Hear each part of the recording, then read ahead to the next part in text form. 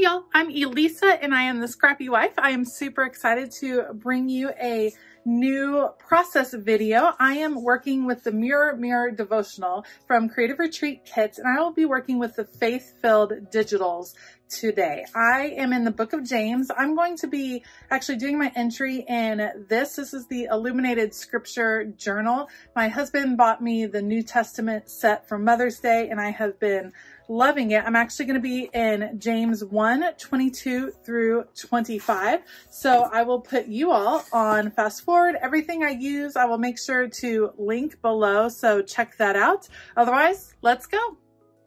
My, oh my, was this not the most convicting devotional? It just hit me because the question I'm pondering is the difference between listening and really hearing. And that is something that I have gotten onto my kids about. So I remember, I talk to them constantly about, are you really listening or are you just waiting for your turn to talk?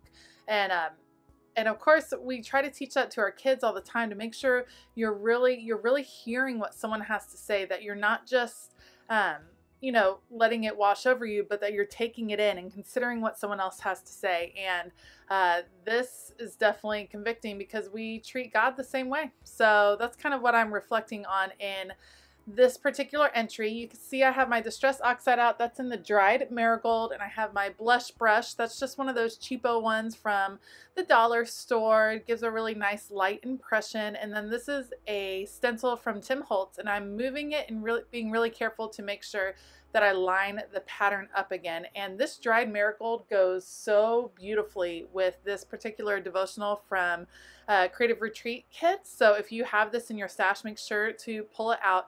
And I want just this little bit of stenciling to come out from behind this torn piece of paper. So this is the back of the devotional, and I printed it out. So if you are working with the actual devotional, don't tear it up before you're done reading, but make sure you do use that backing piece. So if it's for personal use only, then you can make a copy of it on your printer and print it out because it is gorgeous. Look at all of those frames and that beautiful magenta color. And that is what I'm going to use to kind of form the basis of my page. You saw that I'm working in the Illuminated Scripture Journal, and there was actually already something on that page. So it's kind of like an interleaved Bible where every other page is blank, but it's broken up into books. So I have the New Testament set, and throughout there's kind of randomly some different drawings, some different things that you can color, which is awesome. I prefer it to be blank, so when I run into those illustrations, I tend to cover them up. Now I printed out a couple of my digital pages on clear sticker paper because that's how I normally use them, but I realized that I really wanted this particular mirror to have a white background. So I just put it on a nice piece of white printer paper, a 32-pound piece, and then fussy cut it out. And now I'm going to fussy cut out the middle of it because I'm going to create a mirror. And I have this true brushed paper from Cricut, and it is the most gorgeous reflective paper that you have ever seen. I just fell in love with it when I saw it. So I'm going to cut out a piece to be the center of my mirror, which is really going to stand for reflecting. And you'll see later in my title how the reflection kind of comes across. So I traced it on the back, and I'm going to flip it over, add a little bit of adhesive to the back of the mirror. You can see it gets caught up a little bit. I'm using the devotional as my little piece of scrap paper to work on here. I'll add it and I'll get this gorgeous mirror look, and then I decide to mat that whole thing on a piece of dark gray paper. I didn't want to go all the way black, so this is like a dark gray, and you can see it has this reflective quality. If you don't have a silver paper, you can certainly try the same technique with aluminum foil. That would work fabulous. That would be a fun element to play with, especially in this devotional with the title and the focus. I highly suggest kind of pulling out some fun reflective supplies that you maybe don't get to use a whole lot. While I finish cutting this out and then kind of look at some different elements, let me read to you James 1:22 through 25. It says, "But be doers of the word, and not hearers only, deceiving yourselves. For if anyone is a hearer of the word and not a doer, he is like a man who looks intently at his natural face in a mirror. For he looks at himself and goes away and at once forgets what he was like. But the one who looks into the perfect law, the law of liberty, and perseveres, being no hearer who forgets, but a doer who acts, he will be blessed in his doing. And what I took from this was really that I wanted my life to be a reflection of God. I don't want to be someone who just studies the word on Sundays or spends some quiet time every morning and then the rest of my life has nothing to do with God. I want my whole life to be a reflection of God. So that's what I'm really pondering and praying over as I'm working on this devotional. You see, I've cut out a couple more elements from the printables. I have the 3x4 card right there, and then the title Mirror Mirror, and then I cut out a tag. And once again, see, normally I use all the clear stickers, and so I just normally print it out on clear sticker paper, and now both elements that I've chosen this time I am cutting out and putting directly onto white paper. So I guess that happens. It happens sometimes. So I have a tag right here, and it has one of the verses on it, James 1:22. Do not merely listen to the word and so deceive yourselves. Do what it says.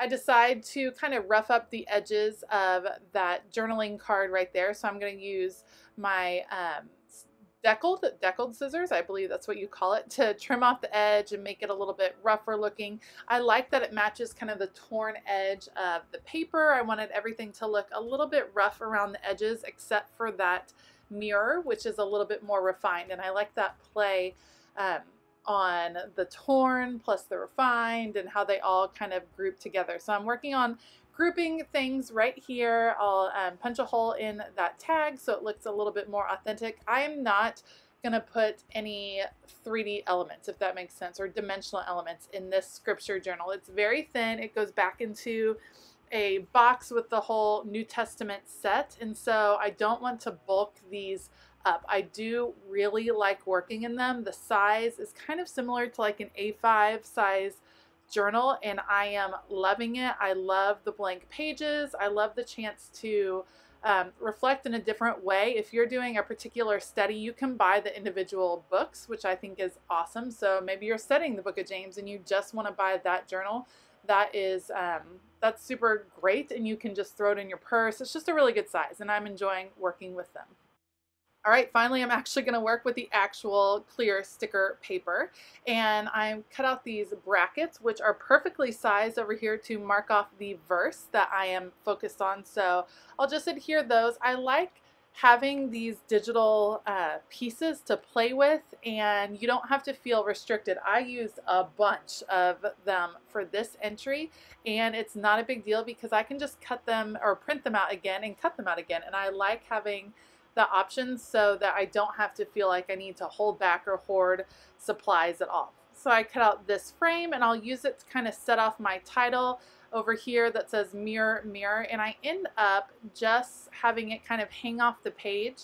And something I always say is make sure you're using all of the elements, even the pieces you cut off. So I usually repurpose those to a different part of the page, and you'll see that here. So I take off the backing, I'll stick that sticker down right there, and then I'm going to trim it off because I wanted it kind of off the page. I didn't need that whole frame up there in the top left. So I'll just bring it down and have it over here just to add an extra little element, another layer to the page, and it doesn't waste that little sticker. Here I'll just layer the title on for Mirror Mirror, and then I cut out the word listen because of course that was the focus of this passage, to truly listen, not just be hearers of the word, but actual doers, to take in the word and allow it to change you. So now I'm going to turn my attention to this journaling card, and that's where I'm going to put my title, or my main title. And I'm cutting out the alphas that come as part of the digital set and cutting out the word reflect. And I really enjoy getting to mix and match these alphas with either hand lettering or mixing and matching pieces from previous months. I think that's a really easy way to add a little bit of uniqueness to your page. So right here I'm putting in the word reflect, and then you'll see me actually grab a pencil, and I'm going to hand letter in the words I want to, and then I have the word reflect you in my words and actions.